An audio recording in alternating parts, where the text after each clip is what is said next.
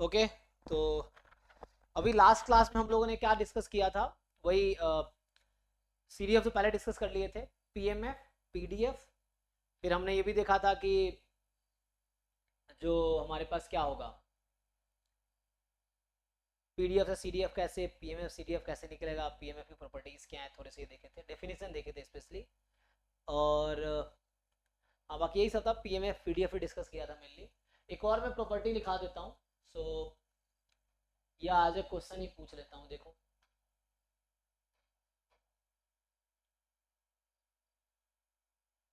सो अगर आपसे पूछा जाए कि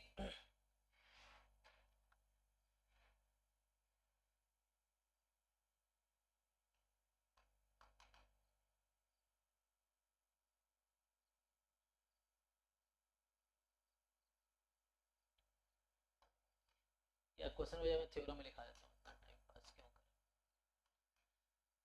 So let F1 and F2 are two PDFs of random variable x1 and x2 respectively. So मान लो आपके पास दो PDFs हैं, ठीक है, F1 F2, और एक x1 का है, दूसरा x2 का है, दो PDFs हैं। देन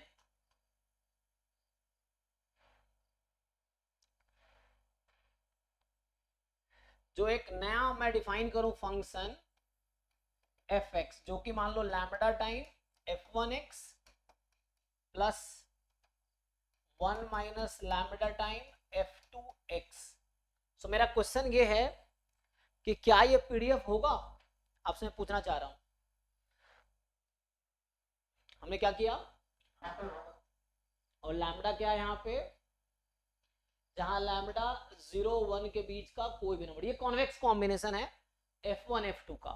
सो हमने क्या किया, f1 एक पीडीएफ है, f2 दूसरा पीडीएफ है, तो अगर इसका एक कॉन्वेक्स रैंडम वेरिएबल लेंगे, कॉन्वेक्स क्या बोलते हैं इसको, कॉन्वेक्स कॉम्बिनेशन लेंगे, तो ये भी क्या होगा, एक पीडीएफ होगा।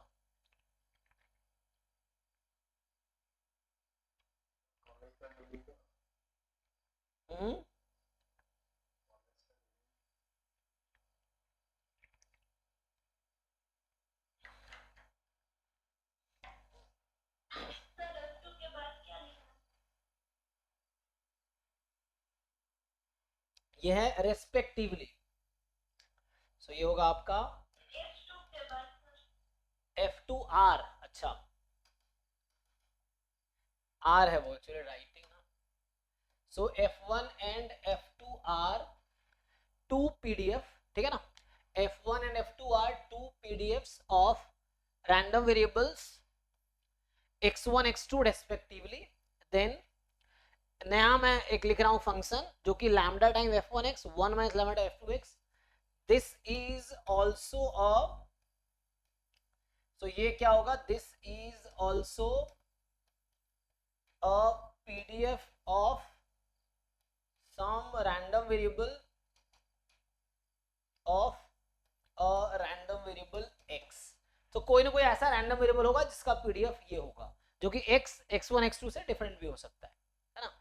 ये क्या है, पीडीएफ है। सिमिलरली सेम रिजल्ट होल्ड करता है सीडीएफ के लिए। मैं डिफाइन करता हूं कॉन्वेक्स कॉम्बिनेशन क्या होता है, मैं उसको डिफाइन करता हूं। सेम है कि let capital F1 and capital F2 are two CDF। So let F1 F2 are two CDFs of random variables x1 and x2 respectively,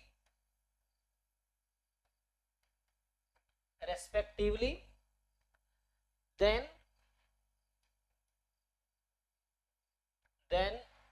uh, fx of x होगा lambda time f1x plus 1 minus lambda time f2x, ठीक है, और ये भी एक CDF होगा किसी random variable का।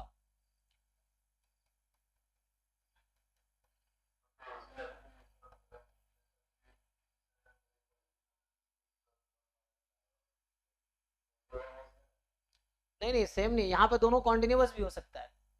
हमने वहां का एक डिस्क्रीट वहां हमने मिक्स का लिखा था कि मिक्स का सीडीएफ को लिख सकते हैं हम लोग lambda time CDF of discrete plus 1 minus lambda time CDF of continuous, ऐसा। यहाँ पे मैं ये नहीं कह रहा हूँ कि डिस्क्रीट कॉन्टिन्यूअस मिक्स, वहां मैंने इसको मिक्स कहा था, इसको डिस्क्रीट कहा था, एक कॉन्टिन्यूअस कहा था। यहाँ वैसा नहीं कह रहा, हो सकता है तीनों डिस्क्रीट का हो सकता है तीनों कॉन्टिन्यूअस हो सकता है तीनों मिक्स्ड हो, ऐसा कोई फिक्स नहीं किया ना हमने। बट ये है कि दो सीडीएफ गिवन है तो उसका कॉन्वेक्स कॉम्बिनेशन लेंगे, वो भी एक सीडीएफ आएगा। So this is also a CDF of a random variable x, या also लिखना this is a CDF, actually also की जरूरत नहीं है, this is a, तो कोई है ना ऐसा रैंडम वेरिएबल होगा जिसका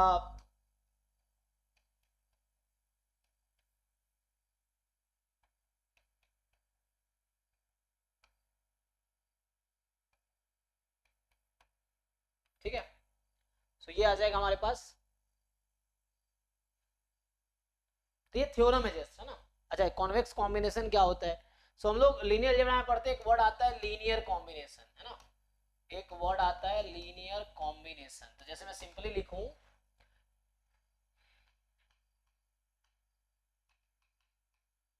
लीनियर कॉम्बिनेशन ऑफ, मान लो कोई दो वेक्टर है या कुछ क्वांटिटी है v1 एंड v2, एग्जांपल के लिए मैं ऐसा लिख देता हूं, linear combination of v1 v2, तो उसका v1 एंड v2 मान लो ऐसा लिख दूं मैं, कोई भी क्वांटिटी है, दो क्वांटिटी है v1 एंड v2 इज, तो क्या होता है जी लीनियर कॉम्बिनेशन v1 v2 का क्या मीनिंग है? What is the meaning of linear combination?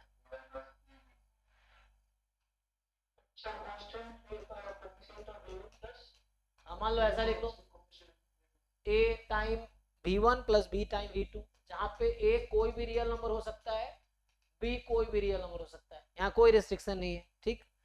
अब जब कॉन्वेक्स कॉम्बिनेशन लिखते हैं हम लोग,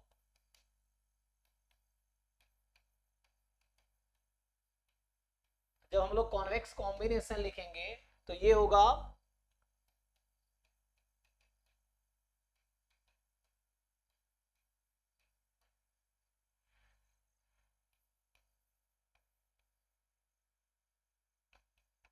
तो यहां ऐसा होगा a v1 plus b v2, where, अब देखो कंडीशन ये है कि a प्लस b को 1 होना पड़ेगा, a is more than equal to 0, b is more than equal to 0, यहाँ कोई कंडीशन नहीं है, तो ये लीनियर कॉम्बिनेशन है। यहाँ ये कंडीशन है, तो यहीं से तुम देखो b को तुम 1 माइनस ए लिख सकते हो, तो इसी को तुम चेंज करोगे तो जैसे a v1 और यहाँ से b की वैल्यू निकाल दोगे तो नहीं हो जाएगा ये 1 माइनस ए v2, ये हो जाएगा। सो यहाँ से b की वैल्यू अगर तुमने निकाल लिया तो ये हो गया। और जहां पे जब तुम ये कह रहे हो कि ए बी दोनों पॉजिटिव है और a प्लस बी 1 है, इसका क्या मतलब है कि दोनों की इंडिविजुअल वैल्यू 1 से तो कम ही आएगी, अगर a 0 हो जाएगा तो b 1 हो जाएगा, a अगर 0 से ज्यादा है तो b 1 से कम होगी। सो यहाँ पे अगर लिखूं तो यहाँ पे कंडीशन आ जाएगा a has to be between 0 and 1। So ये अगर ये वाली क्वांटिटी लिखोगे तुम तो ये कंडीशन आ जाएगी, अगर ये कंडीशन लिख रहे हो तो ये कंडीशन आ जाएगी। और यहाँ पे कोई कंडीशन नहीं है, यहाँ पे देयर इज नो कंडीशन, कोई कंडीशन है लीनियर कॉम्बिनेशन, कॉन्वेक्स में ये कंडीशन, ठीक है भाई। हाँ नहीं, तुम्हारी आवाज फिर से समझ नहीं आ रही है।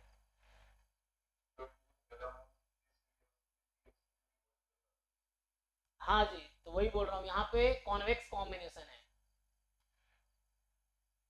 एक तो क्लियरली लिखा हुआ है जिसमें क्या ही, F1 F2 का कॉन्वेक्स कॉम्बिनेशन है, F1 F2 का कॉन्वेक्स कॉम्बिनेशन है, तो ये कॉन्वेक्स कॉम्बिनेशन भी एक नया पीडीएफ हो जाएगा। अगर F1 F2 दो पीडीएफ है तो कॉन्वेक्स कॉम्बिनेशन नया पीडीएफ हो जाएगा, अगर F1 F2 दो सीडीएफ है तो कॉन्वेक्स कॉम्बिनेशन नया सीडीएफ हो जाएगा। ओके, अब तुमने कहा कॉन्वेक्स कॉम्बिनेशन डिफाइन कर दो, मैंने डिफाइन कर दिया यहाँ पे।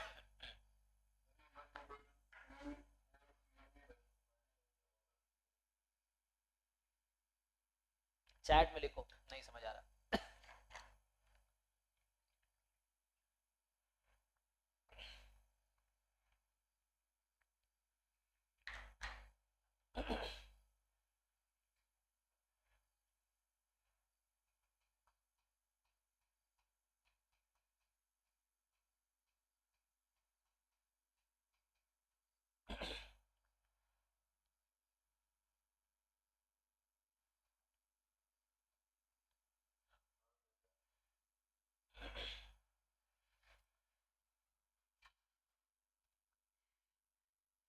3 4 CDF दिए हो तब भी होगा जी, होगा तब भी होगा,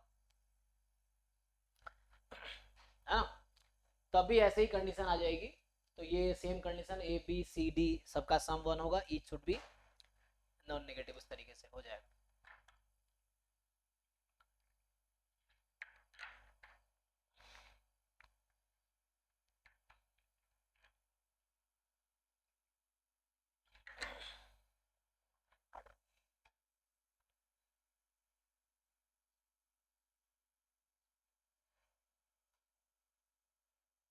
हम लोग आज क्वेश्चन सॉल्व करते हैं पीएमएफ पीडीएफ सीडीएफ पे बेस्ड क्वेश्चन। सीडीएफ पे तो बहुत सारे क्वेश्चन सॉल्व कर रखा है ऑलरेडी, तो आज हम लोग मेनली पीएमएफ पीडीएफ पे देखते हैं।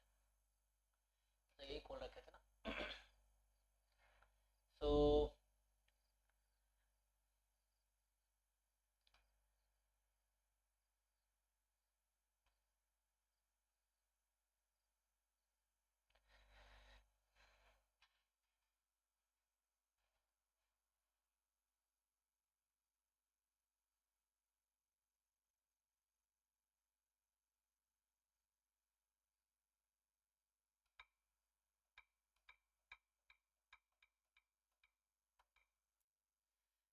चलो देखो, तो हम लोग इधर से स्टार्ट करते हैं।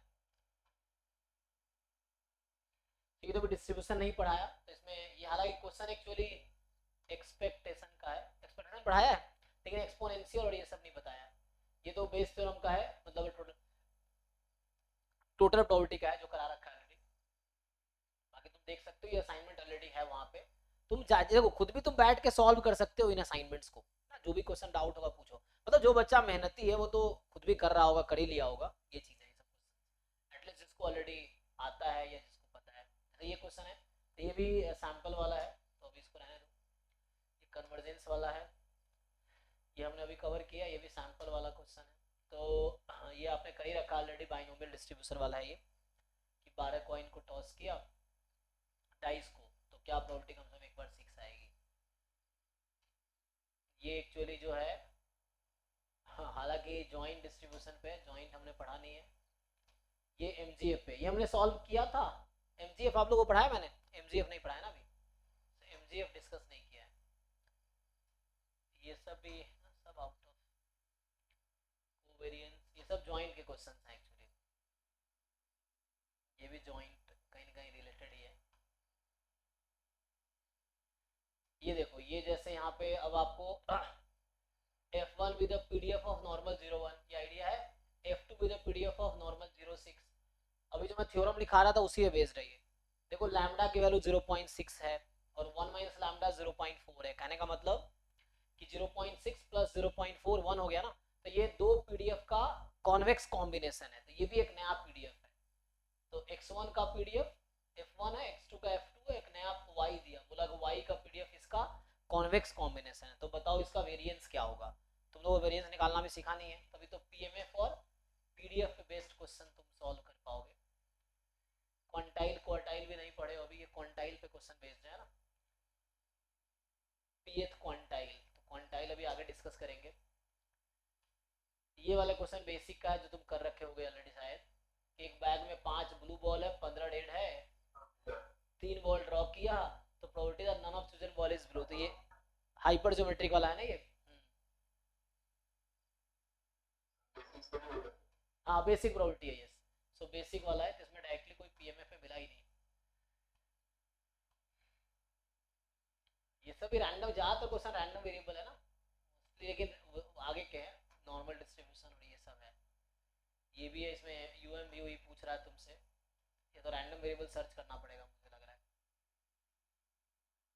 ये प्रोबेबिलिटी सर्च कर रहा हूँ ना, चलो ये ट्राई करके देखो। तो ये बेसिक क्वेश्चन है, ये प्रोबेबिलिटी मास फंक्शन दिया है तुम्हें और पूछ रहा है ये कंडीशनल प्रोबेबिलिटी बताओ। तो ये कंडीशनल प्रोबेबिलिटी अभी पढ़ा आपने, ई गिवन एफ, तो इवेंट ई है, इवेंट एफ है, और आपको बताना है ये क्या आएगा। ट्राई करो, सब लोग पेन पेपर लेके बैठो, ये प्रॉब्लम सॉल्विंग क्लास है, तो मोस्ट ऑफ द क्वेश्चन आप लोग खुद ही सॉल्व कर पाओगे अगर ट्राई करोगे। तो नहीं करोगे तुम्हें हर क्वेश्चन मुश्किल लगेगा, तुम ट्राई करोगे तो क्वेश्चन सॉल्व हो जाएगा।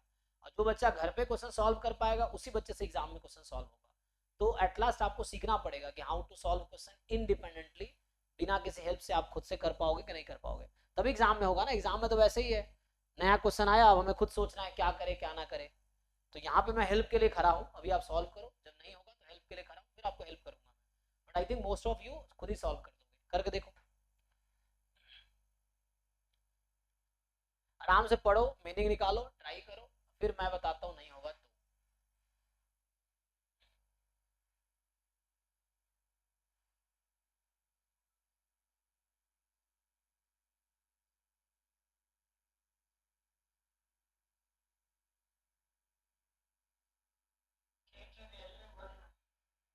अच्छा, के की वैल्यू 1 आ गई।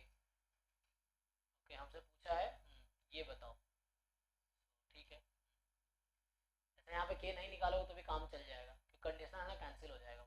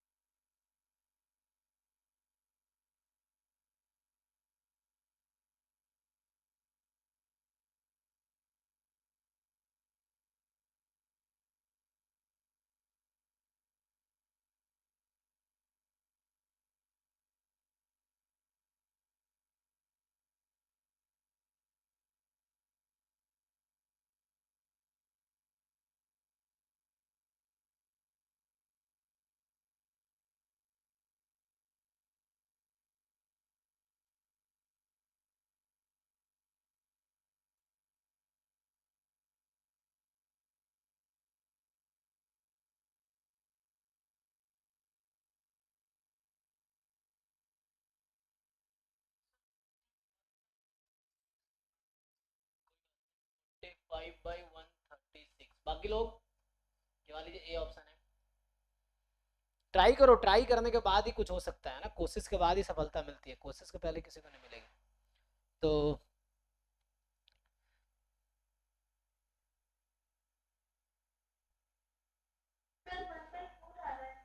1/4 आ रहा है, चलिए बी ऑप्शन 1/4।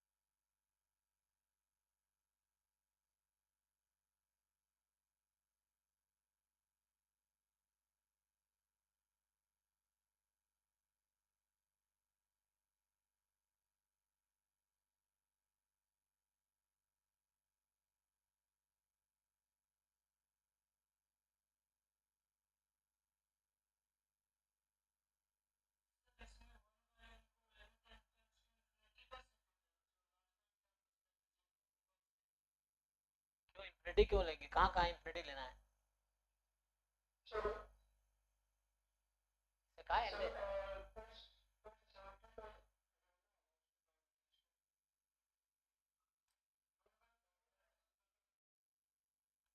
मैथ्स बताओ क्या कहना चाह रहे तुम।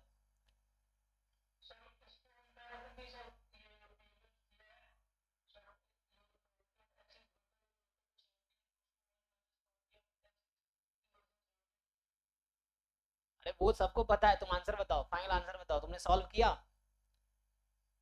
प्रोसेस सबको पता है, जो करेक्ट आंसर तक पहुंचेगा एग्जाम में उसी को मार्क्स आएगा, प्रोसेस सबको पता है। यू फाइंड द जो करेक्ट आंसर आएगा तभी तुम्हें मार्क्स मिलेंगे, प्रोसेस के वहां मार्क्स नहीं है जैम गेट में, आंसर के मार्क्स हैं। ये न्यूमेरिकल आंसर टाइप है, आंसर बताओ।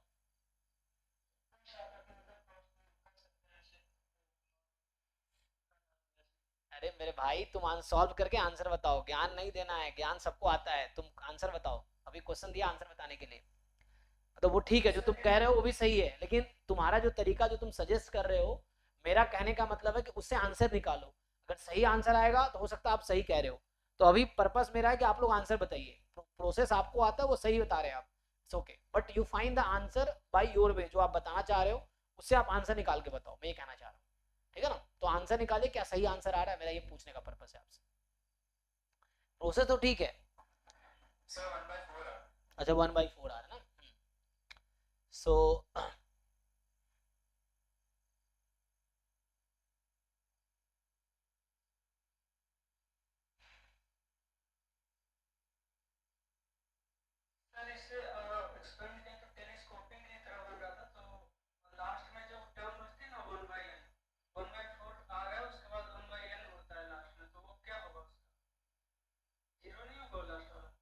हाँ तो होगा ना, तो वो तो तुम्हें डिसाइड, मैंने सॉल्व तो किया नहीं, तो जीरो ही होगा एक्चुअली, इन्हें बहुत लार्ज।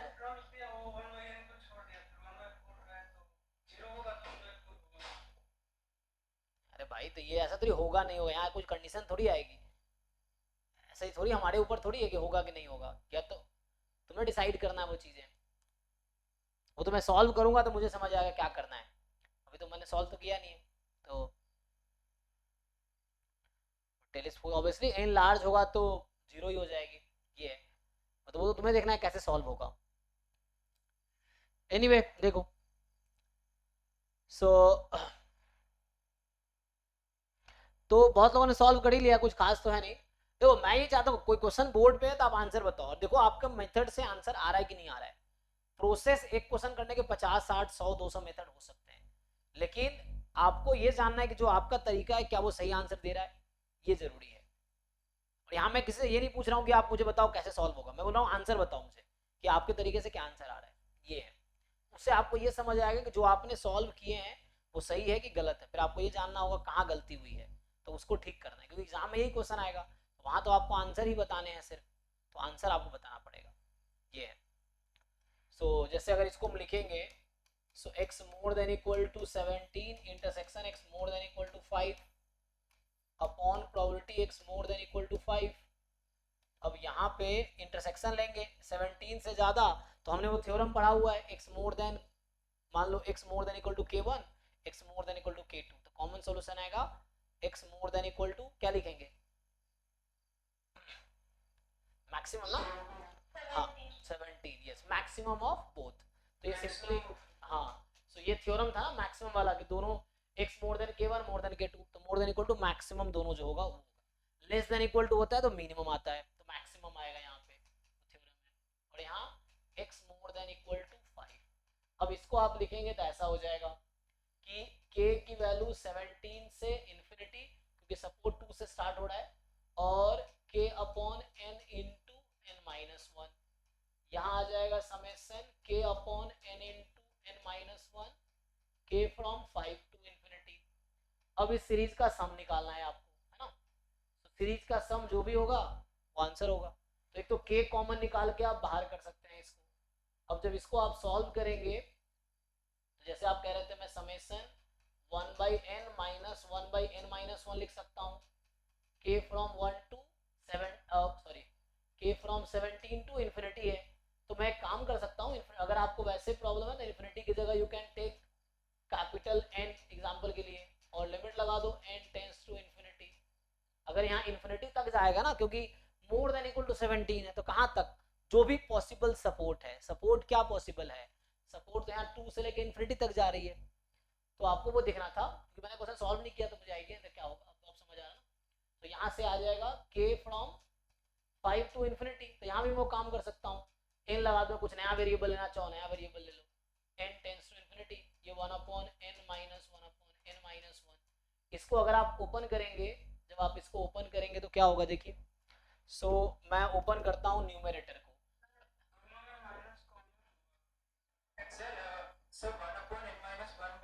अच्छा एक मिनट, हाँ इससे क्या आ जाएगा?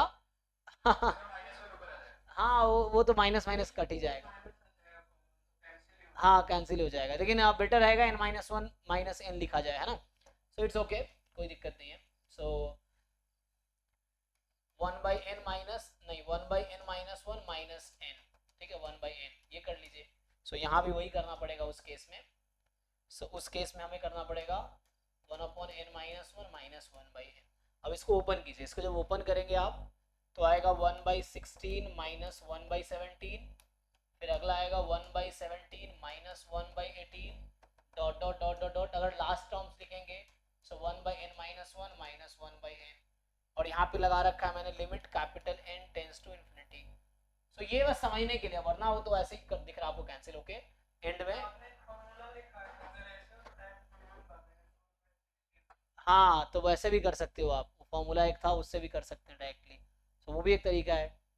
सो यहाँ से है ना, इन्फिनिटी तक जाएगा, फिर यहाँ ब्रेक करेंगे one by four minus one by five, one by five minus one by six, चलता रहेगा ये एंड ये चलता रहेगा। तो आपका आ जाएगा one by N minus one minus one by n, ये आ जाएगा। और आप ब्रेक करेंगे तो ये इससे कैंसिल, ये इससे कैंसिल, चलता रहेगा, ये इससे कैंसिल, ये इससे कैंसिल, ये चलता रहेगा। अब आप एन टेंस टू इन्फिनिटी लगा दीजिए। सो एन टेंस टू इन्फिनिटी लगा देंगे तो क्या हो जाएगा? सो वन बाई सिक्सटीन, वो तो जीरो हो गया। सो वन बाई फोर, तो आंसर वन बाई फोर आ गया, है ना। सो आपको समझना है यहाँ सपोर्ट इन्फिनिटी तक जा रहा था, इन्फिनिटी लेना पड़ेगा ये, वरना डायरेक्टली आप जानते होंगे फॉर्मूला उसका। सो डायरेक्टली आ जाएगा। किसी को डाउट है देख लो। तो ये आसान था ऐसे तो। देखिए अगर आप जिन लोगों ने सही आंसर निकाले, तो अगर इस तरह के एग्जाम में क्वेश्चन आएंगे तो वो इजीली कर लेंगे इस तरह के क्वेश्चन। यही तो समझना होता है, क्योंकि अगर घर पे आपको प्रॉब्लम हो रही है तो एग्जाम में प्रॉब्लम हो सकती है, तो वो आपको एग्जाम से पहले वो चीज़ समझना पड़ेगा कि हाउ टू सॉल्व। तो उसके लिए बहुत सारे क्वेश्चन आपको सॉल्व करने होंगे। जैसे वेरिएंस अभी आपने निकाला नहीं सीखा हमने, तो ये वेरिएंस के क्वेश्चन है। अभी हम लोग मेनली वही पीएमएफ वाले क्वेश्चन कर पाएंगे, जिसमें जनरली पीएमएफ पे बेस से तो प्रोबेबिलिटी पूछ रहा है या सीडीएफ पूछ रहा है ना। जैसे यहाँ coefficient of variation, quantile, median, Chebyshev inequality, तो ये सब अभी पढ़ना बाकी है। सो ये मल्टीवेरिएट का है। मल्टीवेरिएट मतलब क्या बोलते हैं, मल्टीनोमियल डिस्ट्रीब्यूशन था। ये पॉइजन डिस्ट्रीब्यूशन का प्रॉपर्टी है, पॉइजन पढ़ा नहीं हमने। ये जॉइंट है ना। इधर ये एस्टिमेशन हो गया, ये टू वेरिएबल का है। सो ये बेसिक प्रॉपर्टी का क्वेश्चन है, जिन लोगों ने सॉल्व किए होंगे इनको आइडिया होगा, है ना। ये बेसिक प्रॉपर्टी का क्वेश्चन है, ज्योमेट्रिक प्रॉपर्टी वाला, जो कि बेसिक प्रॉपर्टी था उसके ज्योमेट्रिक प्रॉपर्टी कॉन्सेप्ट पे है ये।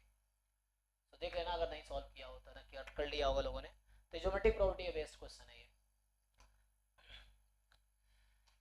ये ऑर्डर स्टैटिस्टिक्स, हाइपोथेसिस, ये भी बेसिक प्रॉपर्टी का कर ही रखा होगा आप लोगों ने। अरे यार इसको क्या हो गया,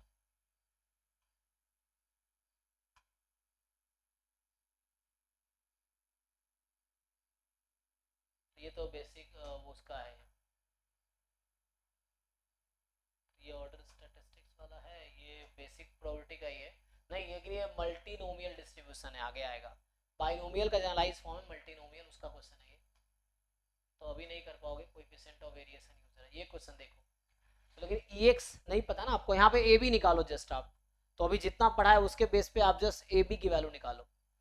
अभी हमने जितना पढ़ा है उसको यूज करके you find the value of A B only. Mean तो जब पढ़ेंगे तब निकालेंगे। सो अभी आप जितना आपने अभी तक कॉन्सेप्ट पढ़े हैं, so the question is what is the value of A and what is the value of B. Question ये है कि ए की वैल्यू क्या है और बी की वैल्यू क्या है।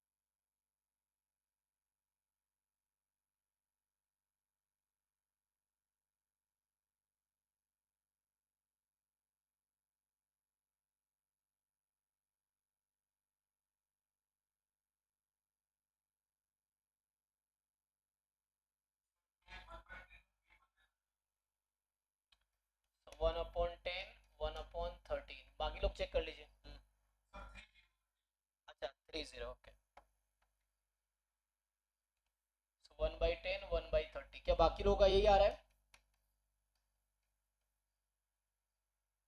तो नहीं होगा फिर मैं सॉल्व करूंगा, बट आई थिंक आप लोग कर पाएंगे।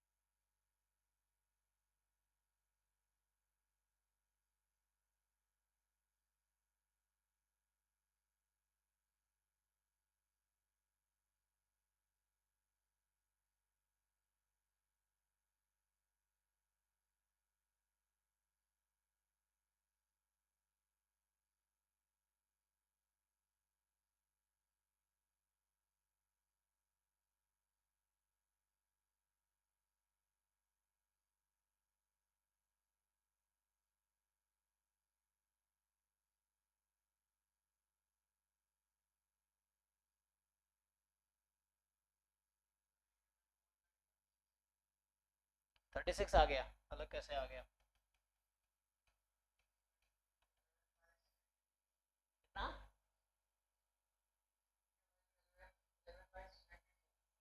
ठीक है कोई बात नहीं, ट्राई तो किए, कम से कम देखो क्या आता है। 11/72।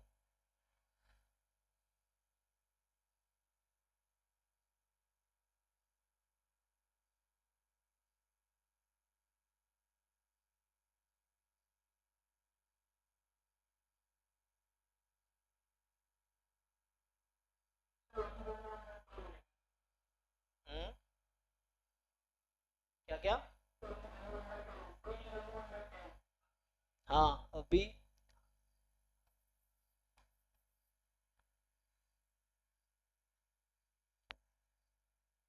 आसान है ना। एक इक्वेशन पीडीएफ का जो डेफिनेशन है उससे आ जाएगी, दूसरी इक्वेशन इस कंडीशन से आ जाएगी, वही आएगा। फिर देखो कहीं कैलकुलेशन मिस्टेक किया होगा। हाँ भाई नवल, सो बाकी लोग देख लो। सो मैं क्या निकाल दिए? नहीं नहीं, पीएमएफ से नहीं निकलेगा, पीडीएफ देखना पड़ेगा क्या लिखा पीडीएफ। तो पीडीएफ में इंटीग्रेशन होता है, पीएमएफ में समेशन होता है ना। हाँ इंटीग्रेशन करो, कोई नहीं, सीखोगे इससे, कोई प्रॉब्लम नहीं। गलतियां, मिस्टेक्स पार्ट ऑफ लाइफ है, जब हम ट्राई करते हैं गलतियां होती हैं, लेकिन वो सीखना है, इसी से फिर आगे एग्जाम में जाएंगे तो गलतियां नहीं होंगी जी। ठीक है ना। सो मैं सॉल्व करूं या आगे बढ़ूं? सो दो इक्वेशन सिंपल है, एक तो एक्स स्क्वायर प्लस बी, इसको आप इंटीग्रेट करेंगे 0 से 3 में, सो ये 1 के इक्वल होगा by definition of PMF, sorry PDF.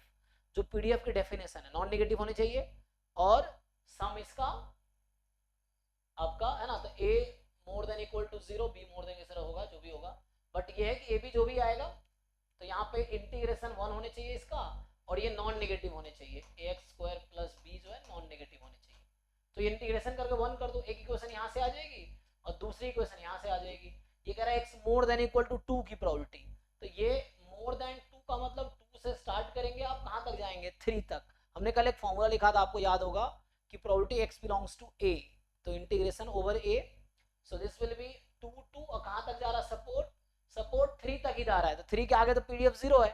तो मेनली मुझे वो पार्ट कंसीडर करना होता है जहां पे पीडीएफ नॉन जीरो है, बाकी तो 0 पे तो 0 ही हो जाएगा।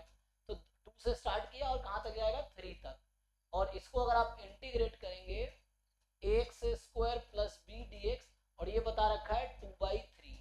अब आप देखो सिंपल है, there are 2 equations and 2 unknowns, तो अगर आप इसको सॉल्व कर लेंगे तो एक ए बी में इक्वेशन आ जाएगी, इसको सॉल्व कर लेंगे सो एक ए बी में इक्वेशन आ जाएगी। There are 2 equations and 2 unknowns, solve करके ए बी की वैल्यू आ जाएगी। कर लोगे आगे या मैं करूं आगे? ठीक है ना, तो सब लोग कर पाएंगे। हम्म,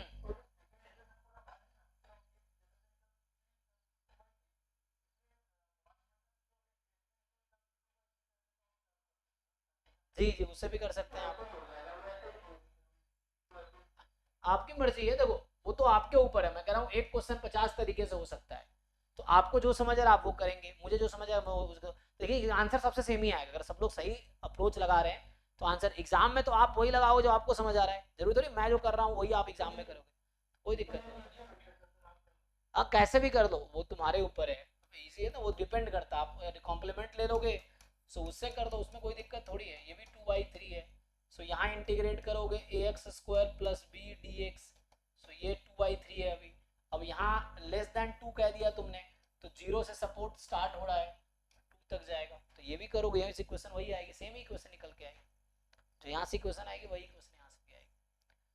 ठीक है जी, इंटीग्रेट करके देखो, दो वेरिएबल, दो ए भी वेरिएबल है। सो आई होप आप लोग कर पाएंगे। तो और नहीं हो रहा तो मैं सॉल्व कर दूंगा, और बताओगे तो आगे भी कर दूंगा ये। तो ये तो जस्ट बेसिक प्रोबेबिलिटी है, एंड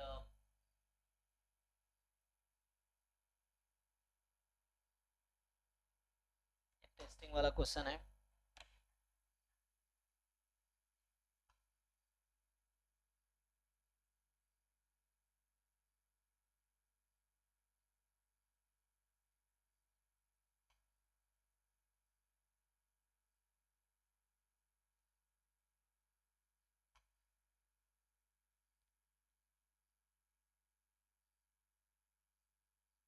ये बेसिक प्रोबेबिलिटी का ही ना है, तो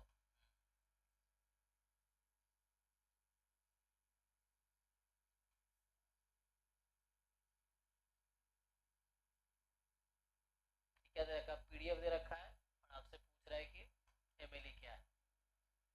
ये भी, ये तो बेस थ्योरम का क्वेश्चन है, तो आपने सॉल्व किया बेसिक प्रोबेबिलिटी का है। ये भी बेस थ्योरम का है।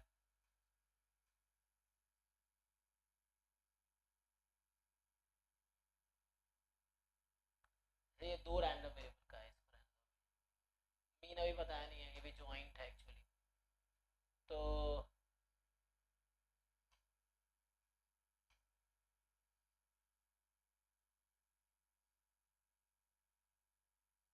ये बेसिक प्रोबेबिलिटी का है, जो कि आपने कर रखे होंगे।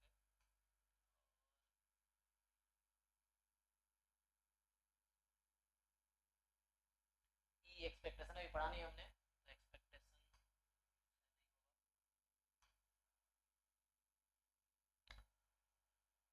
टेस्टिंग।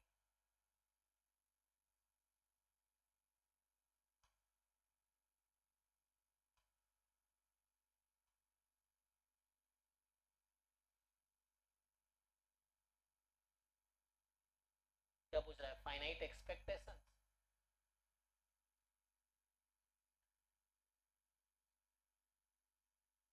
Type 1 type 2 error.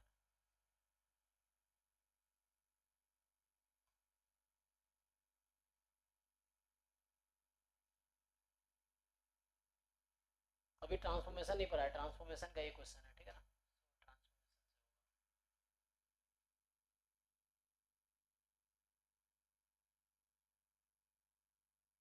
ये बेसिक प्रोबेबिलिटी का है। तो प्रोबेबिलिटी अब जानी बेसिक प्रोबेबिलिटी, पीएमएफ पीडीएफ में सर्च करना चाह रहा हूँ एक्चुअली। सो एक्सपेक्टेशंस तो करना ही पड़ेगा, बेस थ्योरम का है ये।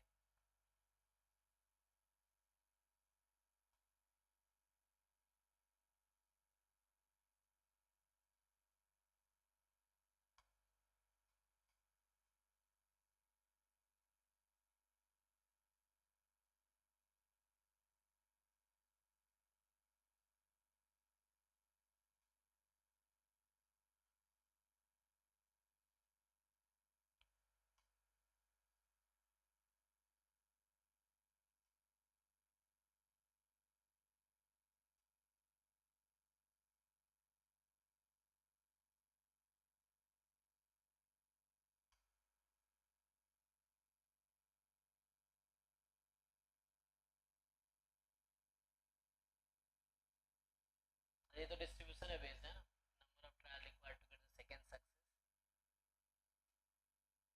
तो इसको प्रोबेबिलिटी मास फंक्शन सर्च करता हूँ क्या।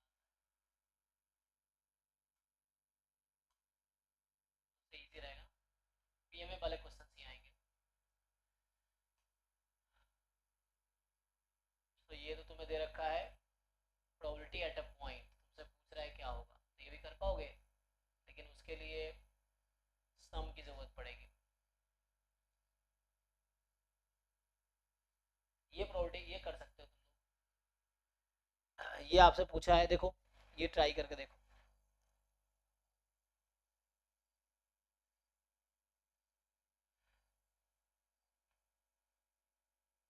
इसको ट्राई करके देखो, ये बेसिक पीएमएफ बेस्ड क्वेश्चन है। आपको पीएमएफ दे रखा है, पूछ रहा है इसकी प्रोबेबिलिटी बताओ क्या होगी। ट्राई करो फिर बताओ क्विकली, है ना। So PMF is given, what is the value of this series, series का सम पूछ रहा है। सो अपने तरीके से ट्राई करो, थोड़े देखो क्या कर सकते हो तुम।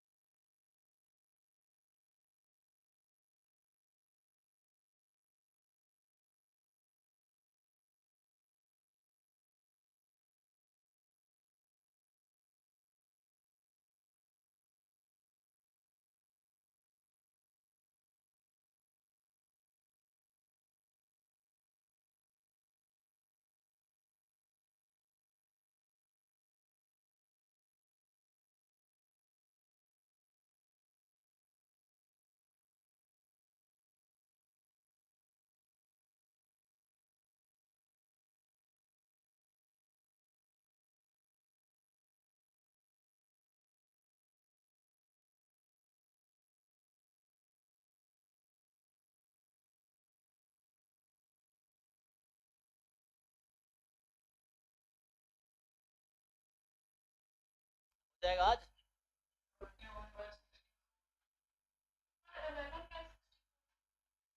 अच्छा, तो उसमें भी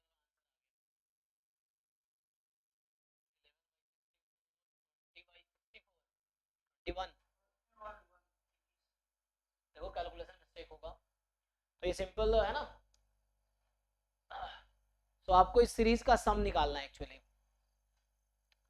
तो रैंडम वेरिएबल विथ पीएमएफ आपको दे रखा है, तो ये क्या होगा n0 से में देख लो, सिंपली पीएमएफ को यूज करना है ना। तो पीएमएफ क्या होता है, ये एक्चुअली है probability x is equal to x। PMF का मतलब probability capital X is equal to x। So अगर मैं इस सीरीज को लिखूं यहाँ पे, देखो ये क्या हो जाएगा सीरीज, इसमें क्या क्या x की प्रोबेबिलिटी आ जाएगी। एक तो इसमें देखो n और n+3 के बीच कौन कौन सा नंबर आएगा, n इंक्लूडेड तो है नहीं, सो n+1, फिर n+2 और n+3, ये 3 नंबर इसमें इंक्लूडेड है। क्योंकि डिस्क्रीट हो, ये डिस्क्रीट है, पीएमएफ बोला है ना प्रोबेबिलिटी मास फंक्शन, तो डिस्क्रीट रैंडम वेरिएबल है, तो यहाँ पॉइंट पे ही मास होगा।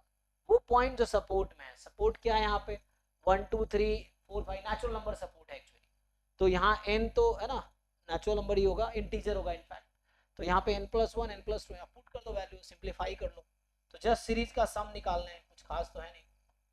सो n0 टू इन्फिनिटी, x को रखो n+1, तो ये हो जाएगा 3/4 की पावर n इंटू 1/4, ये 3/4 की पावर n+1 इंटू 1/4, और ये हो जाएगा 3/4 की पावर n+2 इंटू 1/4। अब जस्ट इस सीरीज को आपको सॉल्व करना है।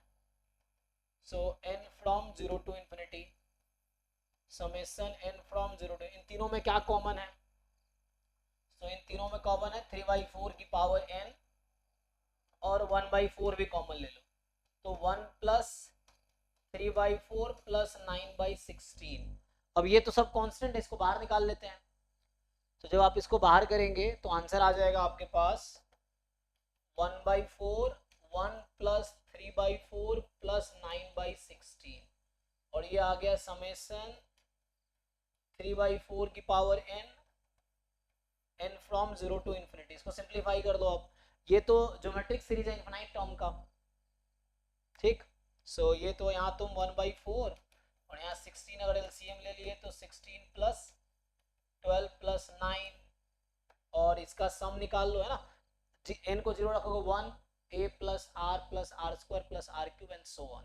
तो ये r की वैल्यू 3/4 है जो कि लेस देन 1 है, तो सीरीज कन्वर्ज करेगी, ज्योमेट्रिक सीरीज है। सो दिस विल कन्वर्ज, तो सम हो जाएगा a/1 माइनस, देखो कितना आ गया 1/4 इंटू ये कितना आ गया 25 37/16, चेक कर लेना एक बारी, ठीक है ना 37/16, और ये कितना आ गया 1 माइनस 3/4, तो ये 4 आ गया, तो ये तो यहाँ से कट गया 4। तो आंसर तो कुछ ऐसा आ रहा है, किसी का भी मैच नहीं किया। देखो तुम लोग चेक करो भाई कहाँ मिस्टेक है, क्या मैंने कहीं कैलकुलेशन मिस्टेक किया या तुम लोगों ने गलती किया, चेक करो। ठीक था ये, just check the calculation.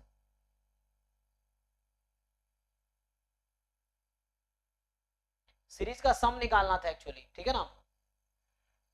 It is not the probability at a point, ये सीरीज का सम था। तो सीरीज का सम तो 1 से ज्यादा भी हो सकता है, कोई दिक्कत नहीं है, क्योंकि ये प्रोबेबिलिटीज का सम है ना, उसमें n फ्रॉम 1 टू इन्फिनिटी। बाकी लोग चेक करो, इसमें आंसर ऑफिशियल आंसर की भी देख सकते हो किस ईयर का है ये, हम लोग ऑफिशियल भी मैच कर सकते हैं। एक बार कैलकुलेशन देख लो, जस्ट मैंने 3/4 कॉमन लिया था 1/4, तो 1 प्लस, सही है ना।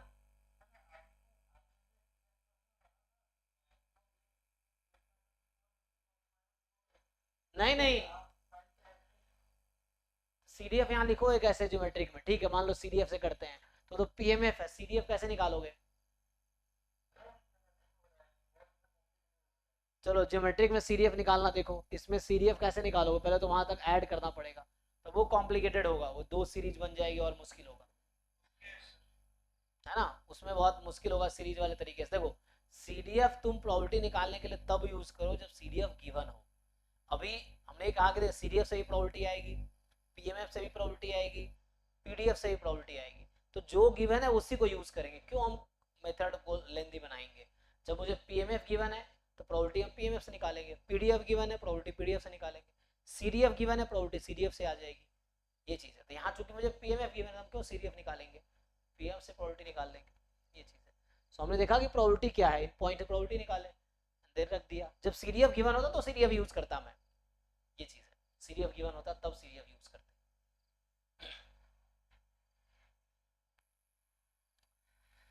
तो ये है ना, ये अच्छा है, पीएमएफ सर्च किया तो थोड़ा पीएमएफ वाले क्वेश्चंस आ गए। तो ये तो हम इधर नीचे जा रहे थे ना, तो ये वाला आ गया।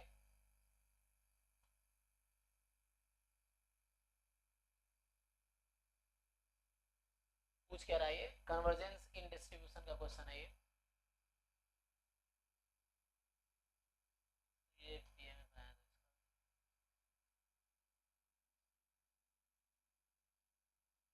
टेस्टिंग वाला है।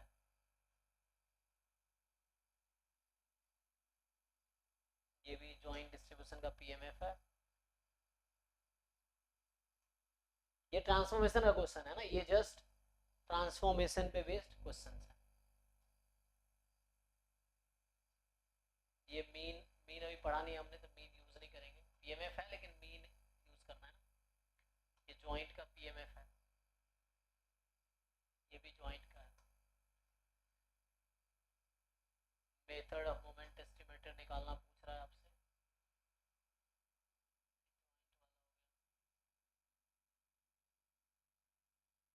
ये बेस थ्योरम का क्वेश्चन है एक्चुअली, जो पहला क्वेश्चन है वो बेस थ्योरम है जहाँ पे पीएमएफ यूज हो रहा है। बेस थ्योरम होगा, हाँ बेस थ्योरम का क्वेश्चन है जहाँ पे एक पीएमएफ यूज कर रहा है जस्ट। हालांकि आसान क्वेश्चन है ये, सो तुम ट्राई करके देख सकते हो। तो है बेसिक प्रोबेबिलिटी, यहाँ पे एन का जस्ट पीएमएफ यूज किया इसने।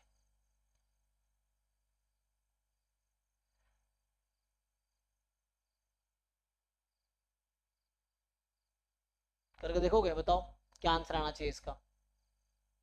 एन का पीएमएफ यूज कर रहा है और ये बेस टोटल प्रोबेबिलिटी वाला क्वेश्चन है, मतलब बेस थ्योरम यूज होगा, पढ़ के देख लो समझ आ जाएगा।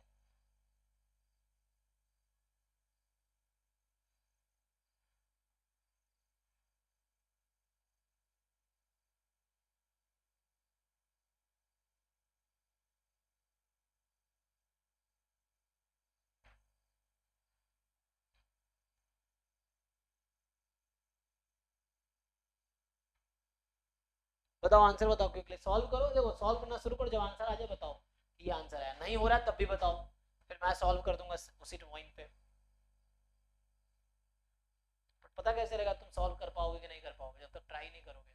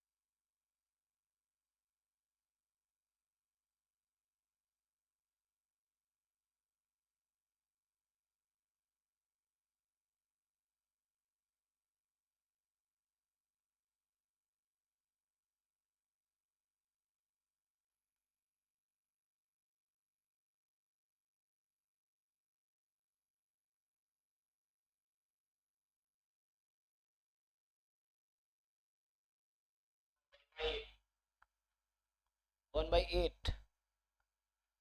बाकी लोग ओके, देखो कर पा रहे नहीं कर पा रहे तुम लोग।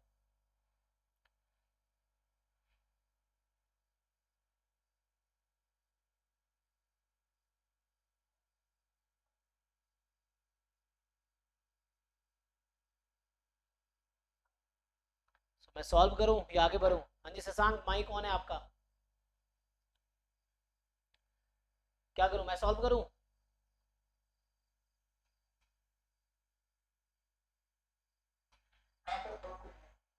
तो इसमें क्या है, जैसे आप क्वेश्चन ये था कि एक n random variable representing number of fair dice, है ना? सो n क्या है? Number of fair dice. तो वो 1 2 3 कुछ भी हो सकता है। आगे फिर ये बोल रहा है पीएमएफ दे रखा है कि हम एक डाइस को थ्रो करेंगे, इसकी प्रोबेबिलिटी 1/2 है। 2 डाइस को थ्रो करेंगे, इसकी प्रोबेबिलिटी 1/4 है। हाँ, अगर 3 डाइस को थ्रो करेंगे तो 1/8, 1/4 आंसर आ रहा है आपका। ओके, तो एक का 1/18 आया, एक का 1/4 आया, देखते हैं। Let S be the sum of the numbers appearing on the face of dice. तो given that S is 3, sum 3 आया।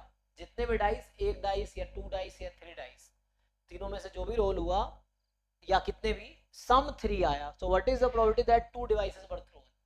तो यहां से आपसे मान लो मैं E1 ले रहा हूं, n is equal to 1, E2 ले रहा हूं, n is equal to 2, E3 ले रहा हूं, n is equal to 3। ये आगे हो सकता है 4 5 6 7 8 में ये सब ले सकता हूँ। तो आपसे कहीं ना कहीं है ना, आगे मैं चाहूँ तो ये कंसीडर कर सकता हूँ। बट अगर आपसे पूछा जाए, हमें पूछा है probability of E2 given S, अच्छा S बराबर 3। सो इवेंट ए मैं कंसीडर कर सकता हूँ S बराबर 3। सो सम 3 कब आ सकता है? सम क्या था? Number of fair dice, dice को रोल किया। तो एक डाइस को अगर रोल करता हूं तो जो आउटकम आएगा उसका पॉसिबल सम क्या होगा? तो एक आउटकम पे क्या ही सम करेंगे, तो जो आउटकम आएगा वही सम है एक्चुअली। तो अगर एक आउटकम को हम लोग रोल करते हैं तो सम हो सकता है 1 से लेकर 6 तक, कुछ भी हो सकता है। अगर 2 डाइस को रोल करते हैं तो सम क्या हो सकता है? 2 से लेकर 12 तक।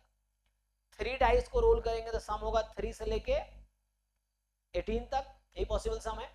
अगर 4 डाइस को रोल करते हैं तो पॉसिबल सम क्या हो जाएगा?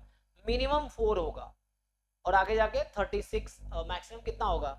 6 4 36 ना, हाँ 36, सॉरी 24, सर क्या लिख रहा हूँ, 6 4 24 ना, पॉसिबल सम 24 नॉट 36। तो 24 तक जाएगा, है ना, मतलब 4 से लेके 24 तक जाएगा।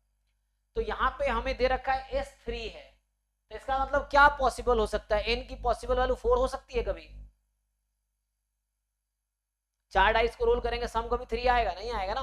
तो मुझे आगे कंसीडर करना ही नहीं एक्चुअली, क्योंकि मुझे गिवन है सम 3 है, तो मतलब इसमें 3 ही इवेंट कंसीडर करने हैं। और इवेंट ए मेरा S बराबर 3 है, मतलब ये हो गया कि probability of E2 given A। अब ये बेस थ्योरम लगा लो यहाँ पे। सो E2 into A given E2, लेकिन यहाँ भी लोगों के अलग अलग आंसर आ रहे हैं, ये तो फिर गड़बड़ है ना। So probability of EI into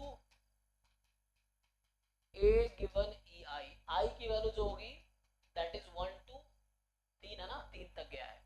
अब देखो सारे इन्फॉर्मेशन हमारे पास है ऑलरेडी, अगर मैं पुट करूं डायरेक्टली, देखो सो क्या प्रोबेबिलिटी है? 2 डाइस को रोल किया, सो 1/4। अगर 2 डाइस को रोल किया तो क्या प्रोबेबिलिटी है? सम 3 होगी। तो 2 डाइस को रोल किया तो पॉसिबल आउटकम हो जाएगा सैंपल स्पेस में 1 1 1 2 1 3 एंड सो ऑन, यहाँ तक 6 6 तक। तो सम 3 आने के लिए कितने आउटकम है? 1 2 2 1, दो ही है ना। सो 2 आउट ऑफ 36, जो कि 1/18 सही बताया। अब वापस इसको फाइंड करते हैं। सो क्या प्रोबेबिलिटी है? एक डाई रोल करूंगा तो 1/2। अगर 1 डाई को रोल करते हैं तो क्या प्रोबेबिलिटी है कि सम 3 आएगी? तो 1 डाई को रोल किया तो मतलब सम आने का मतलब आउटकम, एक नंबर का सम वो खुद ही होता है, तो आउटकम 3 आने की क्या प्रोबेबिलिटी है? तो 1/6। 2 डाई को रोल करने की प्रोबेबिलिटी 1/2 स्क्वायर, जो कि 4 है, और सम 3 आने का 36, अगर मैं 3 डाइस को रोल करता हूं तो इसकी प्रोबेबिलिटी 1/8 है। अब अगर 3 डाइस को रोल करने की प्रोबेबिलिटी 1/8 है, देन अगर 3 डाइस रोल किया तो क्या प्रोबेबिलिटी है, सम 3 आएगी। तो 1 1 1, क्योंकि अगर 3 डाइस को रोल किया तो सैंपल स्पेस क्या होगा, 1 1 1 1 1 2 1 1 3 एंड सो ऑन, इस तरीके से 6 6 6, total 6 into 6 into 6, total possible outcome उस समय 216 होगा। तो एक ही आउटकम होगा आउट ऑफ 216। अब इसको आप सिंप्लीफाई करो, जिन लोगों ने ये किया है बताओ क्या आंसर आता है इसको सिंप्लीफाई करके। देखो सिंप्लीफाई करके क्या आएगा।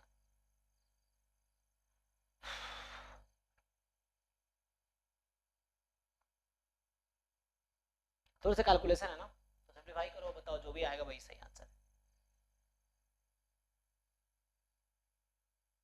तो यहाँ मेनली पीएमएफ का क्या रोल था, E1 E2 E3 की प्रोबेबिलिटी डिसाइड करने में, जस्ट इतना ही रोल था कि E1 E2 E3 की प्रोबेबिलिटी क्या होगी। और इवेंट ए हम लोग लेते हैं इसमें सम इज इक्वल टू 3, इस तरह से है।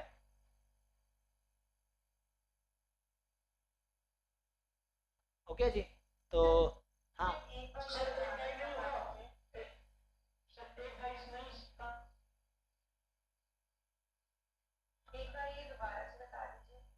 हाँ, इसमें कहाँ डाउट है, देखो आप, इसमें था या तो हम एक डाइस को रोल करेंगे या 2 डाइस या 3 डाइस या 4 डाइस या 5 एंड सो ऑन, कितने भी रोल कर सकते हैं। लेकिन मुझे गिवन है कि सम 3 आया, सो सम 3 कब आ सकता है, एक डाई रोल करेंगे तो आउटकम 3 हो जाएगा, वही एक्चुअली है। 2 डाइस को रोल करेंगे तो सम पॉसिबल सम क्या होगा, 2 3 4। हाँ, 3 डाइस को रोल करते हैं तो पॉसिबल सम क्या आएगा,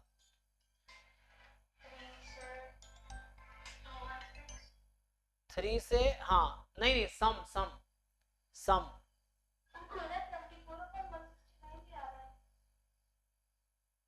एक मिनट, सो क्यों फोन कर रहा, एक मिनट।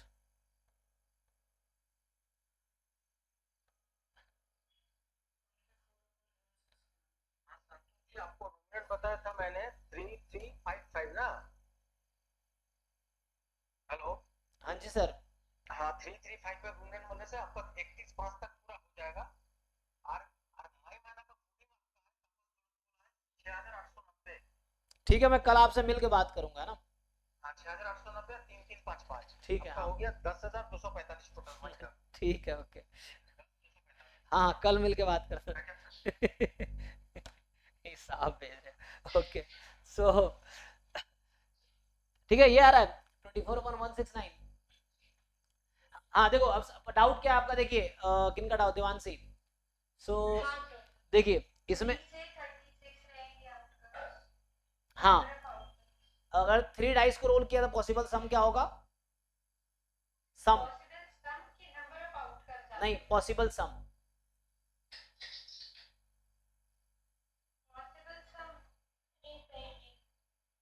जैसे आउटकम आप बता रहे ना 1 1 1 हो सकता है, आउटकम 1 1 2 ऐसा करके 6 6 6 तक, तो टोटल आउटकम 216 है, 6 into 6 into 6 है ना। अब आप ईच आउटकम के सम कर लेंगे, अगर आपसे 1 1 1 आउटकम आया तो उसमें पॉसिबल सम क्या होगा,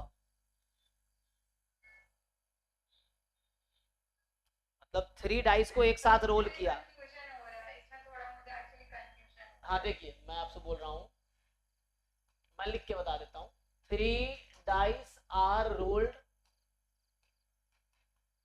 तो इसका जो सैंपल स्पेस है ऐसा होगा, हो सकता है इसमें 1 1 1 1 1 2 1 1 3 चलता रहेगा, बहुत सारे आउटकम आएंगे, कितने आएंगे, ये तो आउटकम्स हो गए। सो नंबर ऑफ पॉसिबल, ये मॉड लिखने का मतलब cardinality, number of element in omega आ जाएगा 6 into 6 into 6, तो ये हो गया 216।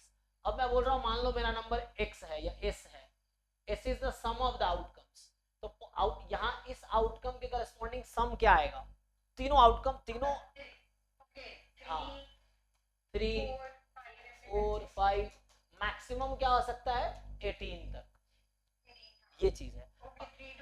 हाँ 3 to 18, और सम 3 कब हो सकता है, पहला आउटकम आपका, तो यहाँ से देखिए हमने क्या कहा कि एक डाइस रोल करेंगे तो इसकी प्रोबेबिलिटी 1/2 है, वो क्वेश्चन में दे रखी है। अब सम 3 आने की क्या प्रोबेबिलिटी है, तो एक डाई को रोल किया तो पॉसिबल आउटकम 1 2 3 4 5 6 है, तो 3 आउटकम आना है तो वही सम हो जाएगा, तो 1/6 हो जाएगा वो।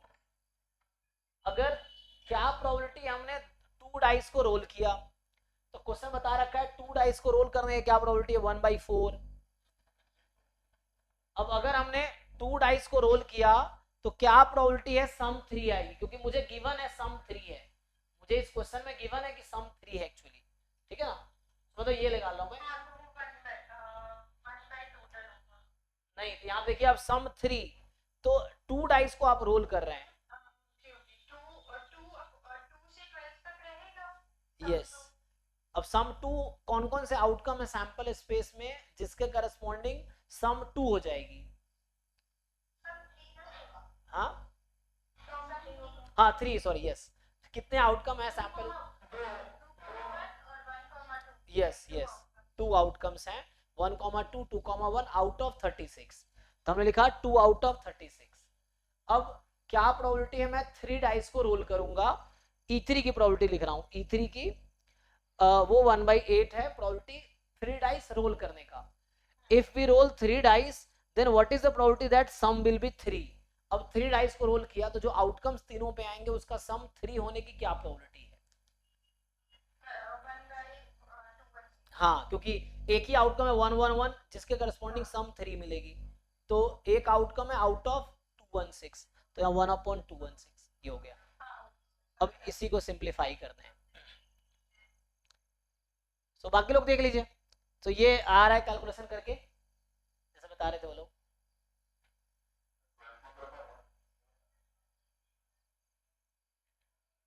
ट्वेंटी फोर बाई, बताओ भाई देखो क्या सही है, जस्ट सिंपली अब सिंप्लीफाई करके देख लो यार, मुझे करना पड़ा। अब वो अपने अपने कैलकुलेशन मिस्टेक किया होगा, ठीक से करो या फिर मैं करूँ कैलकुलेशन, तो कैलकुलेशन बस करने हैं ना, तो एलसीएम लेके देखना पड़ेगा। तो एक काम करो, इसमें क्या ही है वो कैलकुलेशन, हाँ एग्जाम में कैलकुलेटर लगाओ, तुम डेसिमल में कन्वर्ट करके कर लो तो भी कोई दिक्कत नहीं है, उससे भी आ जाएगा। तो कैसे एग्जाम में कर,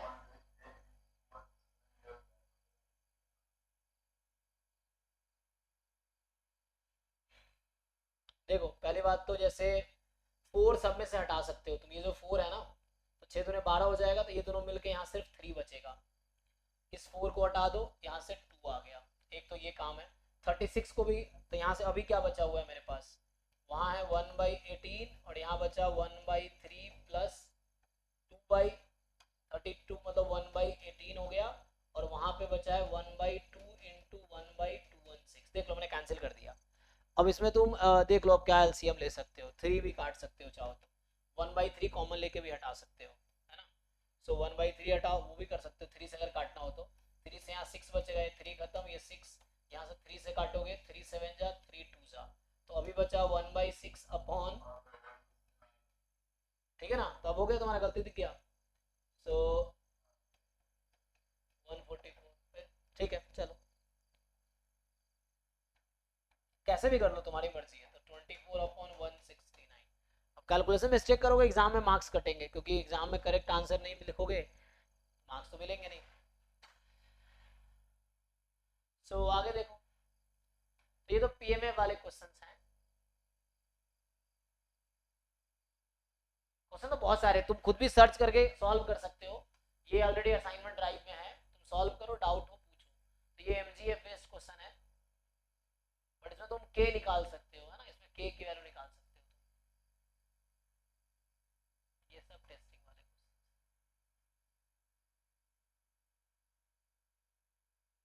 अभी देख ही रहे, डेंसिटी वाले कुछ क्वेश्चंस देख लेते हैं ना। तो पीएमए वाले तुम देख सकते हो, जैसे ये जॉइंट हो गया, सब जॉइंट का डिस्ट्रीब्यूशन है ये सब,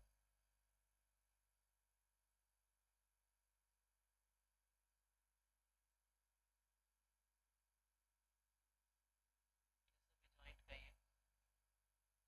ये जैसे यहाँ पे क्या पूछा हुआ है एक्सपेक्टेशन, तो एक्सपेक्टेशन अभी पढ़ाया नहीं है तो मैंने निकाल सकते हो ना, expectation maximum maximum of x, 5 इसका एक्सपेक्टेशन पूछ रहा है।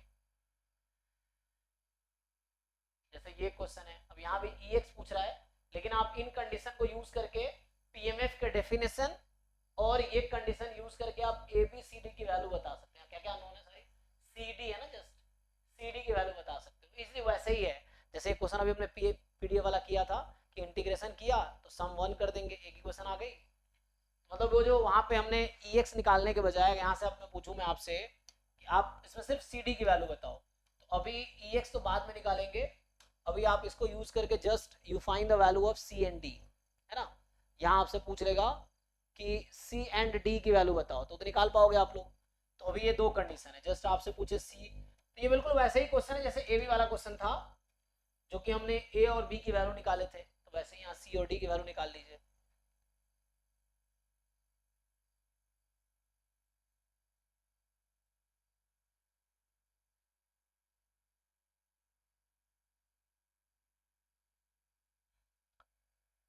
सॉल्व करके देखो, बताओ CD की वैल्यू क्या आएगी यहाँ पे। सिंपल पीएमएफ के डेफिनेशन क्या क्या C1/6 ओके।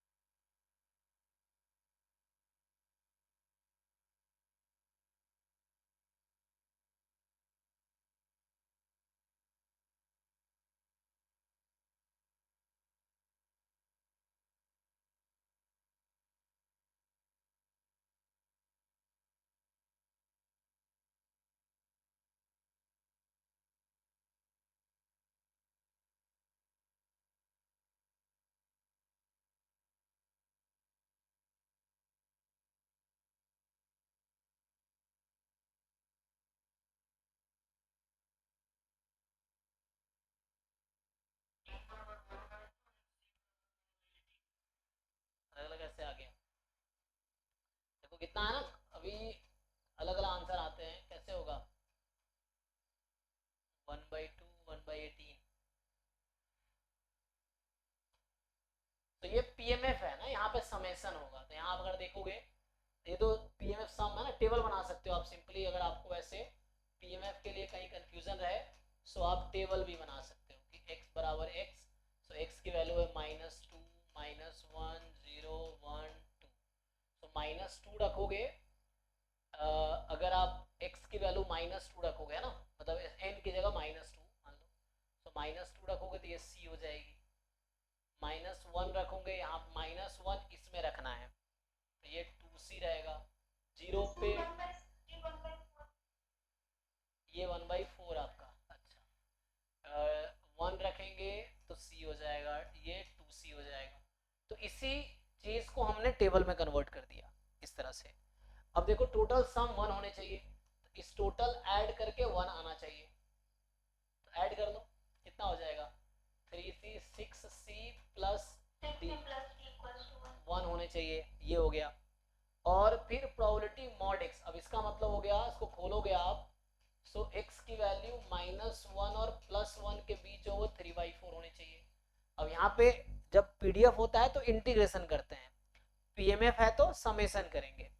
तो समेशन में देखो इस बीच में कौन कौन सा नंबर है, तो ये 3 नंबर है, तो ये 2c प्लस डी प्लस सी, हाँ, तो ये 3/4 हो गया, तो 3c plus D, 3c plus D बराबर, ठीक है ना। तो अब ये दो इक्वेशन है, वैसे ही वहां पे आया होगा ए बी में जो क्वेश्चन मैं कर रहा था, तो 2 इक्वेशन,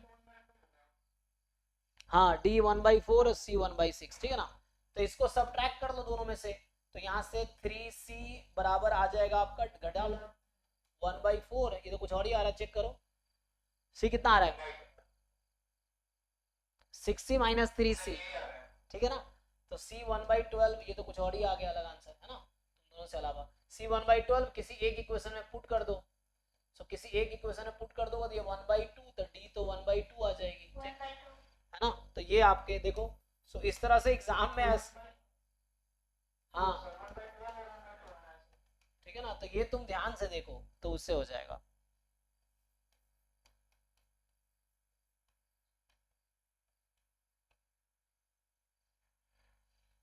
तो ये पीएमएफ एक क्वेश्चन है ना, एक क्वेश्चन पीडीएफ वाला था, यहाँ देखो आप यही क्वेश्चन सेम था यहाँ पे, इसमें इंटीग्रेट कर रहे हैं, सिमिलर क्वेश्चन ही था, पीडीएफ पे था, तो यहाँ इंटीग्रेट करेंगे, एक इक्वेशन यहाँ से निकल के आ जाएगी, यहाँ भी एक इक्वेशन निकल के आ जाएगी, ए बी में 2 इक्वेशन आया ए बी सी डी में, ए बी में, और सॉल्व करके निकाल लोगे, वैसे ही सेम क्वेश्चन यहाँ पे था, तो ये पीएमएफ वाला था एक्चुअली, तो यहाँ सी डी की वैल्यू निकाल लो, बाद में कुछ और पूछ लेगा तो वो अलग चीज़ है ना, इस तरह से। सो इस तरह क्वेश्चन आप देखो खुद भी, आप असाइनमेंट, ये भी है बहुत सारे असाइनमेंट रैंडम वेरिएबल के हैं उसमें, आप कोशिश करो मैक्सिमम क्वेश्चन सॉल्व करने की, जितना असाइनमेंट्स ट्राइब में ऑलरेडी पड़े हुए हैं, जो पीवाईक्यू असाइनमेंट टॉपिक वाइज वाले फोल्डर में, उसमें मैथ्स स्टैटिस्टिक्स फोल्डर है और डीपीपी वाले फोल्डर है, दोनों में है, आप जस्ट ढूंढ के देखो जो रैंडम वेरिएबल का वो क्वेश्चन जो अभी आप कर पाओगे, solve as much questions as you can do, उससे क्या होगा, आपकी क्लैरिटी बढ़ेगी टॉपिक्स की, ये है ना। बिना थ्योरी पढ़े भी क्वेश्चन किया जा सकता है, जरूरी थोड़ी पड़ा, बस आपको समझना है कि अप्रोच क्या है, जैसे हर क्वेश्चन में एक अप्रोच होता है, एक कॉन्सेप्ट होता है, यहाँ पीएमएफ का डेफिनेशन यूज करना है, और ये प्रोबेबिलिटी कैसे निकालते हैं वो यूज करना है, तो इससे हो जाएगा। तो ये सब तो पीएमएफ, हाँ हाँ, उससे भी कर सकते, अगर तुम्हें याद है तो, क्योंकि ईएक्स मैंने पढ़ाया नहीं इसलिए मैं यूज नहीं कर रहा हूँ, मैंने एक्सपेक्टेशन नहीं पढ़ाया ना हमने, तो ऐसे पीडीएफ वाले क्वेश्चंस भी सर्च कर सकते हैं सिमिलर तरीके से, तो ये सब तो method of moment estimator and this that चल रहा है, नहीं तो आया था। चलो दूसरा मैं अगर डेंसिटी सर्च करूँ जब पीडीएफ जैसे वाले हैं, तो ये प्रोबेबिलिटी मास फंक्शन वाले हैं,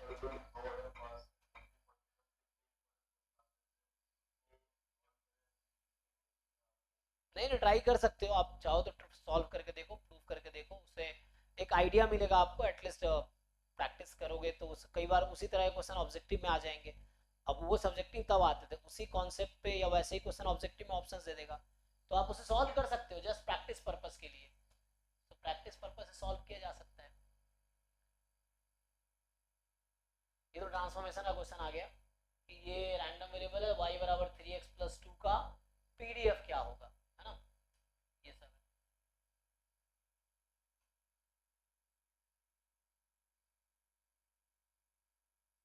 टेस्टिंग वाले हैं, यहाँ भी ई एक्स ई वाई को टू वेरिएबल क्वेश्चन चाहिए सर,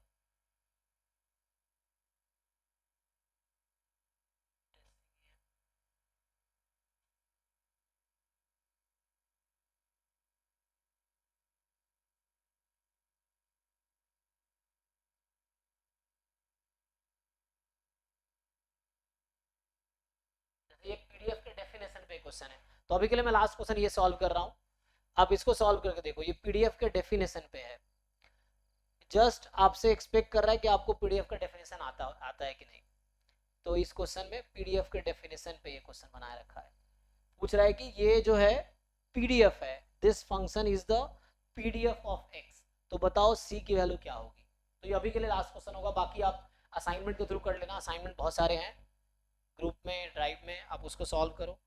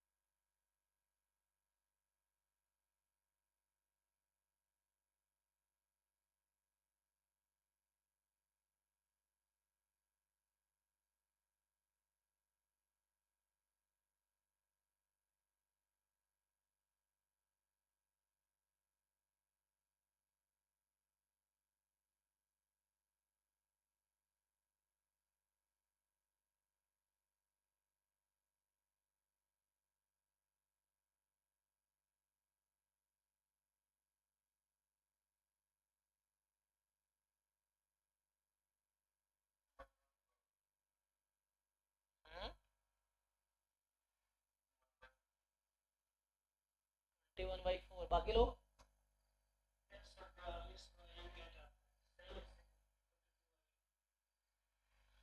तो सिंपल को है ना, हम लोगों ने ऑलरेडी पढ़ रखे हैं कि क्या होता है पीडीएफ का डेफिनेशन। सो हमने ये देखा था कि f x D x minus infinity से प्लस इन्फिनिटी में 1 होने चाहिए, यही है ना इंटीग्रेशन। और बस ये था कि f x more than equal to 0। तो यहाँ ब्रेक है पार्ट्स में, तो बाकी पार्ट में 0 है तो कोई टेंशन है नहीं, मेनली वो देखना है। सो मेनली 0 से 1/2 में पीडीएफ की वैल्यू x है, और 1/2 से 1 में पीडीएफ की value c time 2x minus whole square dx है। और बाकी जो इंटरवल है उसमें पीडीएफ 0 है, तो वो इंटीग्रेशन 0 ही हो जाएगा, तो लिखने की जरूरत नहीं है, इक्वल टू 1। अब ये एक इक्वेशन आएगी, पहले आप इसको इंटीग्रेट कर दो, इसको इंटीग्रेट कर दो। जब आप इंटीग्रेट कर दोगे इक्वेशन बन के आएगी c में, यहाँ से c की वैल्यू निकल आएगी। सो आई होप आप लोग फाइंड कर पाओगे, जैसे वो बता रहे हैं कि 21 बटे है ना 21/4 आ रहा है। सो बस अब चेक करो क्या ये c 21/4 आ रहा है सबका, ये देखना है आपको, ये इस क्वेश्चन का आप, ठीक है ना।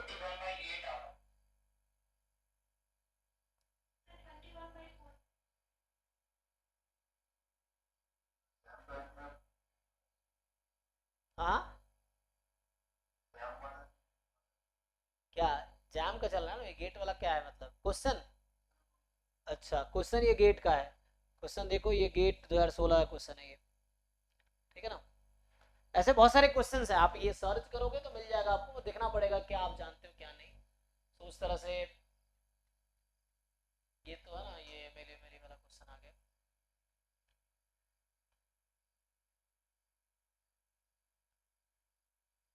ये ज्वाइंट पे है ना, ये सीरियल वाला हमने ऑलरेडी सॉल्व किया था, सीरियल वाले क्वेश्चन हमने सॉल्व किए ही थे।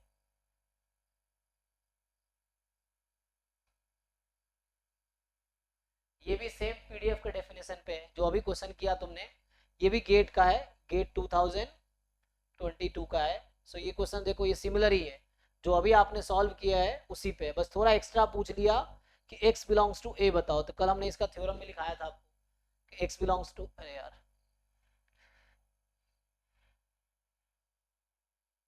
तो इसको अगर आप सॉल्व करोगे तो क्या आंसर आएगा? हाँ ये फ्रैक्शनल पार्ट है, जो भी है तुम देखो इंटीग्रेशन करना आता है तुम्हें, करके देखो, इसको भी बताओ इसका आंसर क्या आएगा। दो क्वेश्चन इसमें पहले तो, हाँ लगाओ, लगा के देखो, मैंने वो तुम अप्लाई करके देखो तुम्हें आता है कि नहीं आता। जो भी तुम्हें समझ आ रहा है अपने हिसाब से अप्लाई करो, वही चीज़ एग्जाम में करना पड़ेगा, नहीं कर पाओगे तो नहीं होगा। तो लगाओ इसमें दो क्वेश्चन, एक तो सी क्या आता है और दूसरा ये x बिलोंग्स टू a क्या आता है, दो चीज़ें पूछा ना इस क्वेश्चन में, मतलब सी निकालना ही पड़ेगा प्रोबेबिलिटी निकालने से पहले। तो आपको एक तो सी बताना है, दूसरा x बिलोंग्स टू a बताना है। इसको सॉल्व करो जरा जब तक।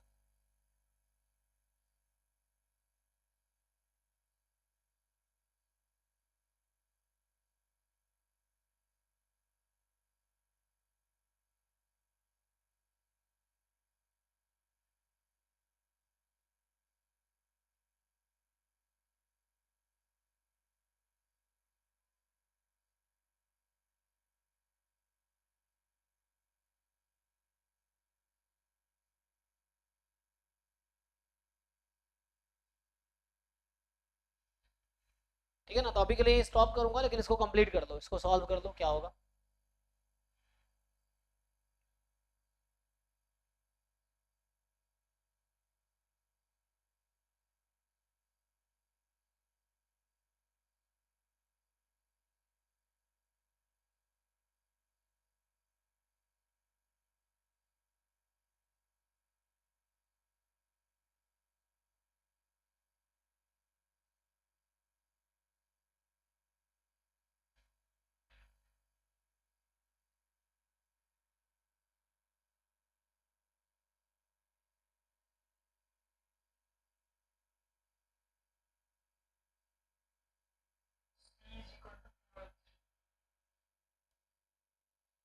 हाँ जी, क्या C2/3 आएगा और x बिलोंग्स टू a क्या आएगा?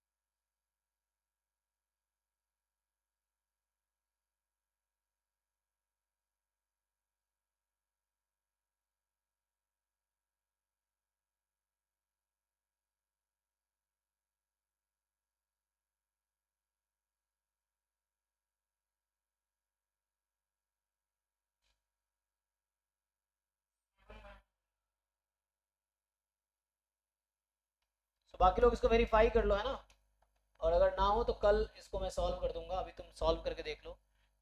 ग्रेटेस्ट इंटीजर फंक्शन में कैसे इंटीग्रेशन होता है, इंटीजर में ब्रेक करते हैं। जैसे यहाँ 0 से 3 लिखा है तो आपको क्या करना है, 0 to 1, 1 to 2, 2 to 3, 3 पार्ट में ब्रेक करना होगा इंटीग्रेशन। फिर उससे आप जब 0 से 1 में x है तो ग्रेटेस्ट इंटीजर की वैल्यू 0 हो जाएगी, जब 1 से 2 में x है तो ग्रेटेस्ट एयर फंक्शन वैल्यू 1 हो जाएगी, जब x की वैल्यू 2 से 3 में है तो ग्रेटेस्ट एयर फंक्शन की वैल्यू, है ना, उस तरह से 0 1 2 हो जाएगी। तो देख लो अपने हिसाब से, कर पाओगे या मैं सॉल्व करूं, बताओ क्या कहते हो।